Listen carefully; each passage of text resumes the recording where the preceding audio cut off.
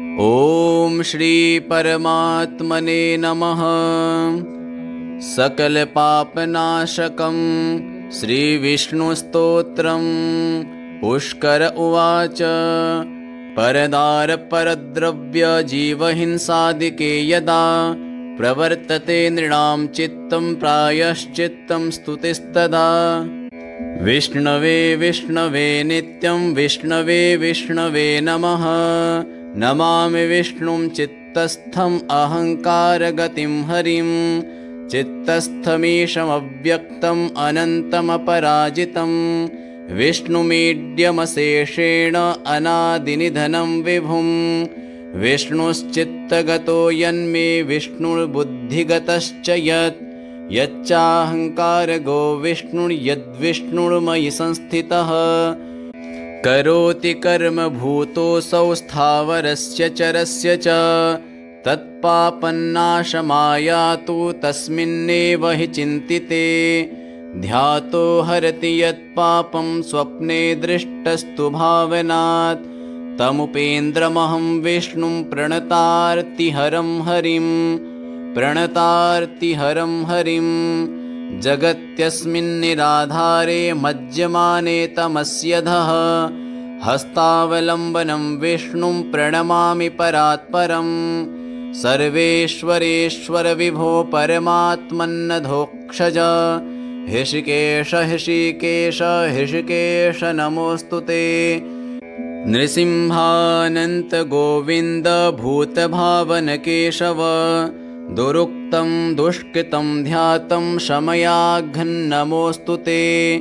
यन्मया चिन्तितं दुष्टं स्वचित्तवशवर्तिना।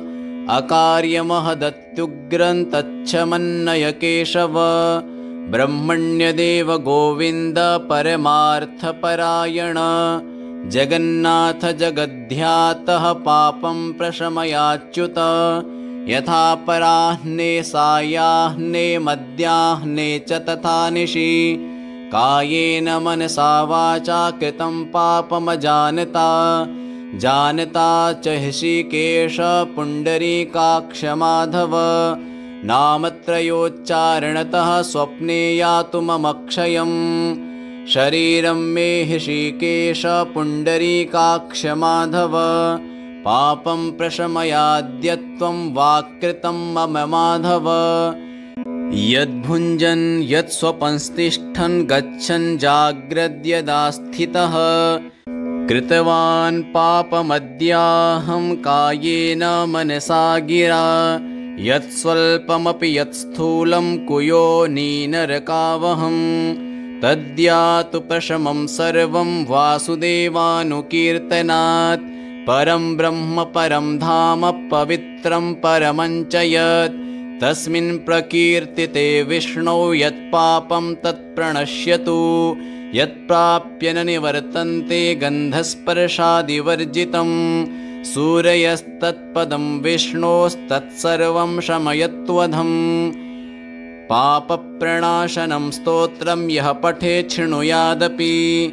शरीरैर्मानसैर्वाग्जैः कृतैः पापैः प्रमुच्यते। सर्वपापग्रहादिभ्यो याति विष्णोः परं पदम्। तस्मात् पापे कृते जप्यं स्तोत्रसंवार्घमर्दनम्। प्रायश्चित्तमघौघानां स्तोत्रं व्रतकृते वरम्। प्रायश्चित्तैः स्तोत्रजपैर्व्रतैर्नश्यति पातकम्। यतः कार्याणि संसिद्ध्यै तानि वै भुक्तिमुक्तये। परदार परद्रव्य जीवहिंसादिके यदा प्रवर्तते नृणां चित्तं प्रायश्चित्तं स्तुतिस्तदा। विष्णवे विष्णवे नित्यं विष्णवे विष्णवे नमः। नमामि विष्णुं चित्तस्थम् अहङ्कारगतिं हरिं। चित्तस्थमीशमव्यक्तम् अनन्तमपराजितं। विष्णुमीड्यमशेषेण अनादिनिधनं विभुं।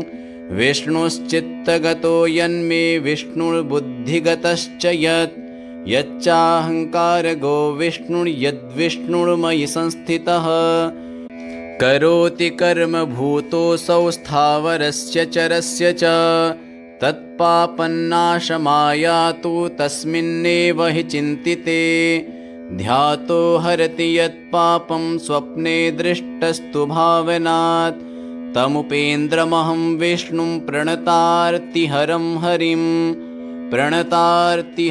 हरिं जगत्यस्मिन्निराधारे मज्यमाने तमस्यधः हस्तावलम्बनं विष्णुं प्रणमामि परात्परं सर्वेश्वरेश्वर विभो परमात्मन्नधोक्षज हृषिकेश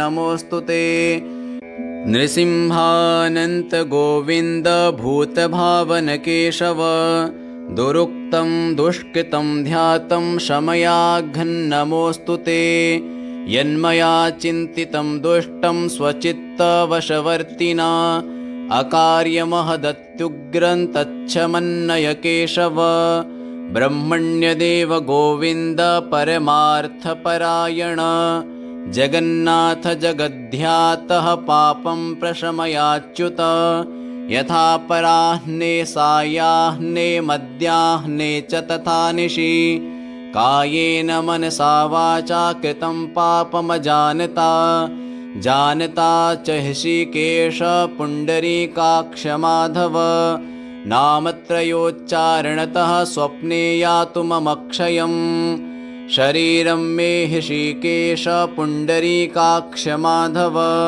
पापं प्रशमयाद्यत्वं वाक्कृतं मम माधव यद्भुञ्जन् यत्स्वपंस्तिष्ठन् गच्छन् जाग्रद्यदा स्थितः कृतवान् पापमद्याहं कायेन मनसा गिरा यत्स्वल्पमपि यत्स्थूलं कुयोनिनरकावहं तद्यातु प्रशमं सर्वं वासुदेवानुकीर्तनात् परं ब्रह्म परं धाम पवित्रं परमं च यत् तस्मिन् प्रकीर्तिते विष्णौ यत्पापं तत्प्रणश्यतु यत्प्राप्य न निवर्तन्ते गन्धस्पर्शादिवर्जितं सूरयस्तत्पदं विष्णोस्तत्सर्वं शमयत्वधम् पापप्रणाशनं स्तोत्रं यः पठेत् शृणुयादपि शरीरैर्मानसैर्वाग्यैः कृतैः पापैः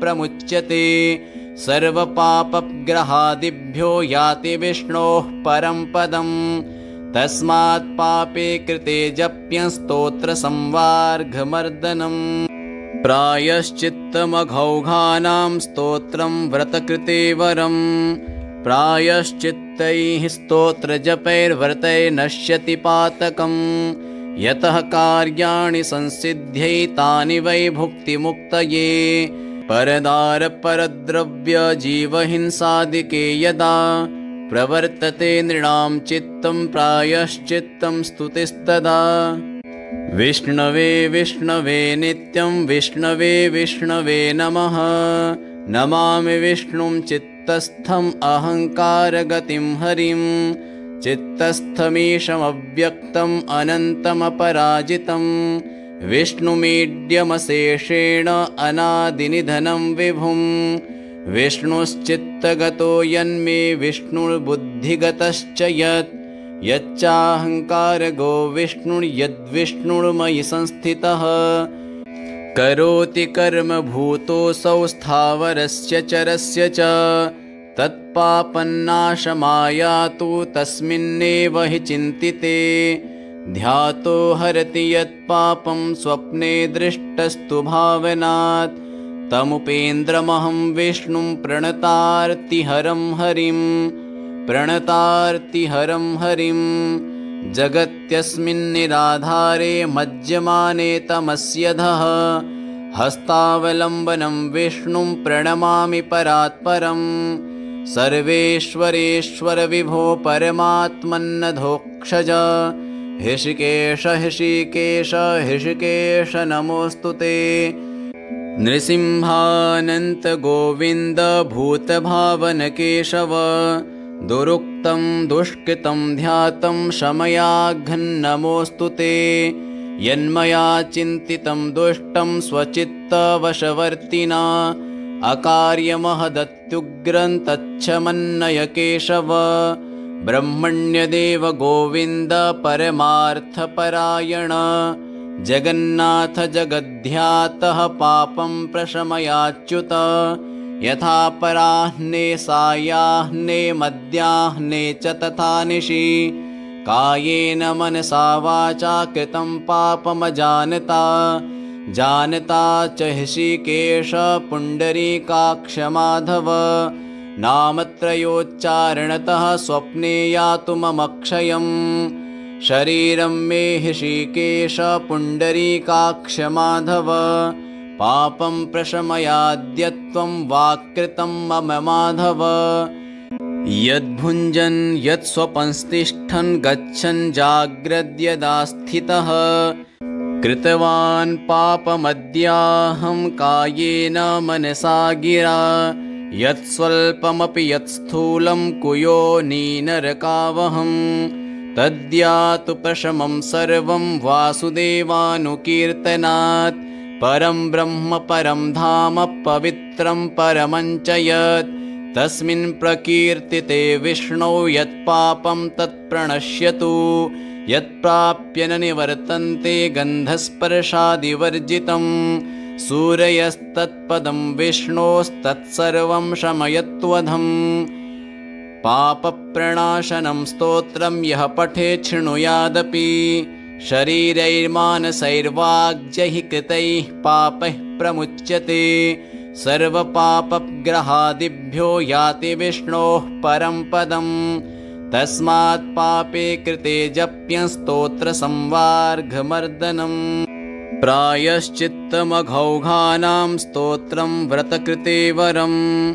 प्रायश्चित्तैः स्तोत्रजपैर्व्रतैर्नश्यति पातकम्।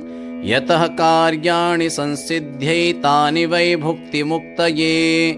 परदारपरद्रव्य जीवहिंसादिके यदा।